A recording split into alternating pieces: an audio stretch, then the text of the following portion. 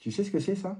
C'est la clé pour vendre plus et vendre plus facilement. Et si tu restes jusqu'à la fin, je vais te la donner. Et le plus drôle là-dedans, c'est que tous les vendeurs savent que cette clé est essentielle. Même pire, dans tous les sondages clients, quand tu demandes ce qui fait acheter ou au contraire ce qui fait fuir un client face à un vendeur, c'est toujours cette clé qui revient sur le tapis. Et pourtant, comme le dit très bien Michael Guillard, j'ai jamais vu un commercial me demander une formation sur cette clé.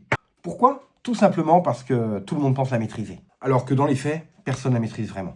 Alors ok, tu viens me demander, c'est quoi cette clé? C'est tout simplement l'écoute active. Et si personne n'a l'impression d'en manquer, c'est parce qu'on ne comprend pas ce que c'est.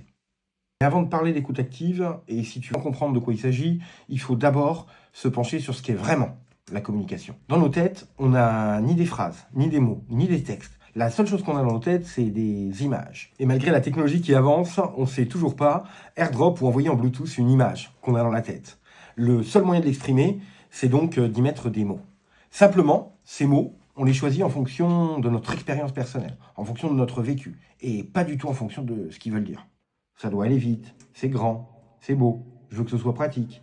Tout ça, ça ne correspond pas vraiment aux mots qu'on choisit, mais uniquement à ce qu'on interprète derrière le mot. Le souci, c'est que quand l'interlocuteur reçoit ce code, il va également le décrypter avec ses expériences de vie. On n'a donc aucune chance que l'image qui se recrée soit donc l'image de départ.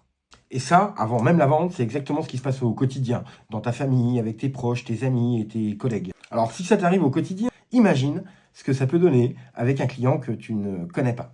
Une fois que tu as compris ça, tu auras compris que la vraie écoute active, c'est sûrement pas d'écouter et juste de hocher la tête. Le vrai but de l'écoute active, c'est d'aller chercher l'image qui est dans la tête de ton client.